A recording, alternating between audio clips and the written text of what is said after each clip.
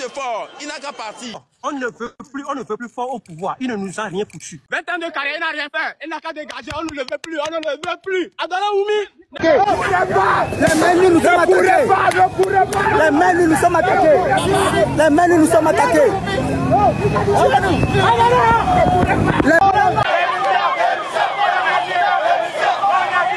Fort doit partir. Merci. Ce sont des manifestants autour de moi, scandaient le mot d'ordre de la démission de Faure. Alors là, les amis, on va parler de Faure Gnassingbé et du peuple togolais. Ces deux-là, ils étaient censés former une nation unie, genre vraiment le président et ses citoyens dans la même galère du développement. Franchement, ça partait bien. Enfin, si on ferme les yeux sur le fait que Papa Gnassingbé avait déjà verrouillé le pays pendant 38 ans, c'était déjà un sacré bazar familial. Le seul individu qu'il reste à écarter pour qu'il y ait la paix au Togo, c'est M. Faure Gnassingbé Yadema. Sauf que début juin 2025, des manifestations ont éclaté à Lomé pour protester contre le régime, et franchement l'histoire va partir dans tous les sens, comme vous pouvez pas imaginer. Parce que quand on cumule un leader qui règne depuis 2005 après la mort de son père, et une nouvelle constitution qui lui permet de rester au pouvoir indéfiniment, eh bien ça fait 57 ans de dynastie familiale. Et visiblement les Togolais commencent à en avoir ras-le-bol de ce petit arrangement entre potes.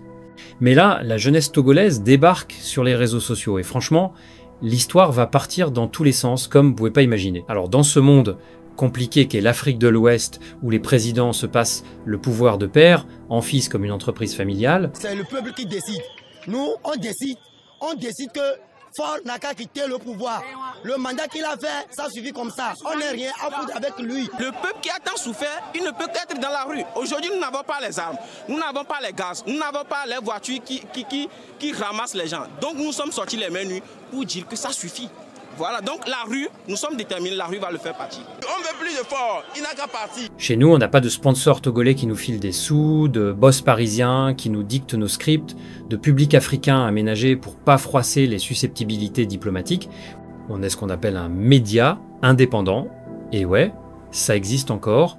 En vous abonnant, vous nous aidez à continuer à vous raconter ces histoires de dynasties qui se croient éternelles. C'est gratuit, ça prend 2 secondes, et ça nous permet de ne pas finir à écrire des communiqués de presse pour l'Élysée. Tu as seulement 2 opportunités.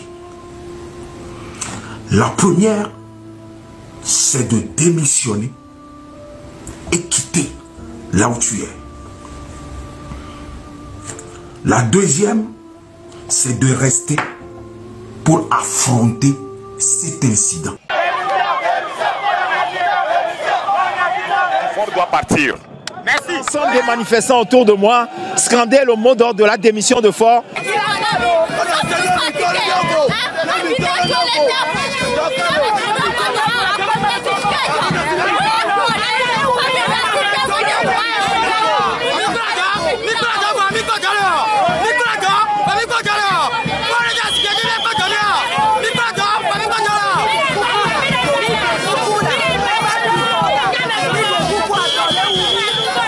Mais le plus vicieux, c'est ce qui s'est passé après. Les autorités n'ont pas juste arrêté des gens dans la rue, elles ont aussi lancé une chasse aux sorcières numériques. Tous ceux qui avaient posté, partagé, leaké des trucs sur les manifestations, ils ont commencé à recevoir des visites de courtoisie des forces de l'ordre.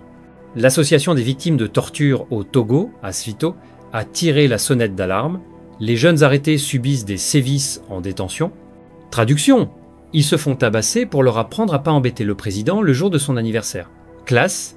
Mais au-delà de la répression, ce qui est fascinant, c'est que pour la première fois depuis longtemps, c'est le pouvoir qui a eu peur. Pas peur de perdre le pouvoir, attention, mais peur de perdre le contrôle du récit. Ces manifestations, elles ont montré que les jeunes Togolais pouvaient s'organiser sans passer par les canaux traditionnels. Avant, quand l'opposition organisait des manifestations, Faure savait à qui parler pour calmer le jeu. Il achetait quelques leaders, il faisait quelques concessions cosmétiques, et le problème était réglé. Mais là, il peut acheter qui, il peut négocier avec qui. Comment tu corrompes un hashtag? Cette journée du 6 juin, elle nous apprend plusieurs trucs sur la contestation politique en Afrique en 2025. D'abord, que les réseaux sociaux ont changé la donne. Plus besoin de leaders charismatiques ou de partis structurés pour mobiliser. Il suffit d'un message viral et d'une colère collective. Ensuite, que la répression classique marche de moins en moins bien. Tu peux arrêter des manifestants, mais tu peux pas arrêter une idée qui circule sur WhatsApp.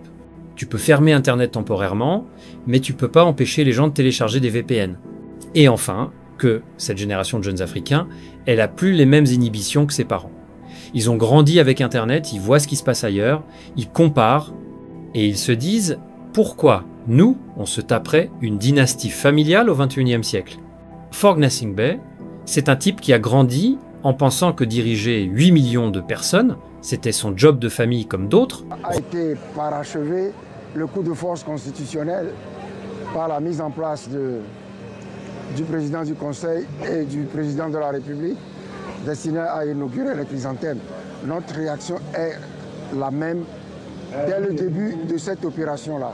Il y a une imposture et une forfaiture. Nous n'allons jamais baisser les bras en ce qui concerne la résistance face à ce coup de force. Nous avons ras-le-bol. Il faut que ce président dégage. L'art de donner l'illusion du changement tout en gardant le pouvoir, c'est du grand art, techniquement parlant. De l'autre côté, on a une jeunesse sans structure, sans leader, sans programme, mais avec une arme redoutable, les réseaux sociaux et rien à perdre. Quand tu as 20 ans au Togo en 2025 et que tu vois le même système familial depuis ta naissance, t'as pas les mêmes inhibitions que tes parents qui ont connu la répression brutale des années Eyadema Père. Faure, son gros problème, c'est qu'il peut pas éternellement jongler avec les constitutions. À un moment, même ses soutiens internationaux vont finir par trouver ça gênant. Et puis, couper Internet en permanence dans un pays qui veut se développer économiquement, c'est compliqué. On peut pas être dans la mondialisation et faire l'autruche numérique. La jeunesse, elle, a le défaut de ses qualités, pas de structure, pas de négociateur, pas de programme au-delà de forts dégages. C'est très bien pour faire du buzz sur les réseaux. C'est moins pratique pour négocier une transition politique ou proposer une alternative crédible. Et puis il y a les trucs qu'on peut pas anticiper, la position de la France, qui a toujours adoré les dictateurs africains stables, l'influence de l'Alliance des États du Sahel, qui bouscule la géopolitique régionale, la pression de la CEDEAO, qui fait semblant de défendre la démocratie quand ça l'arrange. Sans compter les événements imprévisibles, une crise économique, un scandale de corruption majeur, un incident qui dégénère, ou même la santé de Faure qui a 58 ans et 20 ans de stress politique dans les pattes. Dans les prochains mois, on va avoir le cycle classique, répression, accalmie, nouvelles manifestations, nouvelles arrestations. Faure va essayer de gagner du temps en faisant quelques concessions cosmétiques, libérer quelques opposants, promettre des réformes, pendant que la jeunesse va tester sa capacité de mobilisation. Le vrai test, ça sera la durée. Est-ce que les jeunes Togolais vont tenir sur la longueur, ou est-ce qu'ils vont se lasser, comme souvent dans ce genre de mouvement? Est-ce que Faure va réussir à diviser l'opposition en récupérant les modérés, ou est-ce qu'il va durcir et créer un front uni contre lui? Mais au-delà de ces péripéties, c'est toute la société togolaise qui évolue.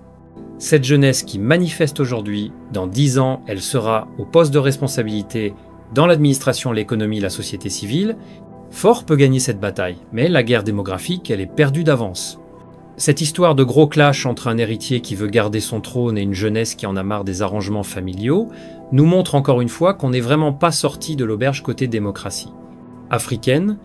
Ça va continuer à être le cirque pendant des mois, avec son lot d'arrestations, de répression numérique et de communiqués internationaux qui servent à rien, mais bon, qui en est pour juger? Les enseignements de cette galère togolaise, ce qu'on retient de cette histoire, c'est que les vieilles méthodes de transmission dynastique du pouvoir commencent à montrer leurs limites face à une génération qui a grandi avec d'autres références. Faure peut bricoler toutes les constitutions qu'il veut, il peut interdire toutes les manifestations possibles, il peut couper Internet quand ça l'arrange, mais il ne peut pas empêcher une génération entière de grandir avec l'idée que la démocratie, c'est pas juste un mot dans les discours officiels. Et comme par hasard, ça nous rappelle que partout en Afrique de l'Ouest, les systèmes politiques figés depuis les indépendances commencent à craquer. Mali, Burkina Faso, Niger, Guinée, partout la jeunesse bouscule les équilibres établis, pas toujours dans le bon sens d'ailleurs, mais elle bouscule. Pour la suite du spectacle togolais, pour les prochains mois, on peut s'attendre à ce que Faure joue la montre, en espérant que l'attention internationale se détourne et que la mobilisation s'essouffle. Tactique classique qui marche souvent, Sauf que cette fois, il a affaire à une génération qui communique en permanence et qui n'oublie pas. L'opposition traditionnelle va essayer de récupérer le mouvement pour lui donner une direction politique avec tous les risques de division et de récupération que ça implique.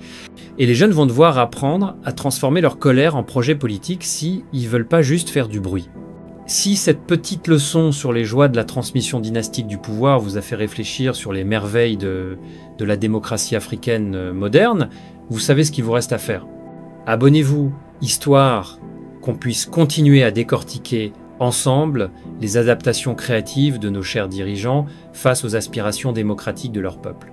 Parce que franchement, entre les constitutions sur mesure et les révolutions TikTok, le spectacle fait que commencer. Like et abonne-toi pour ne rien rater.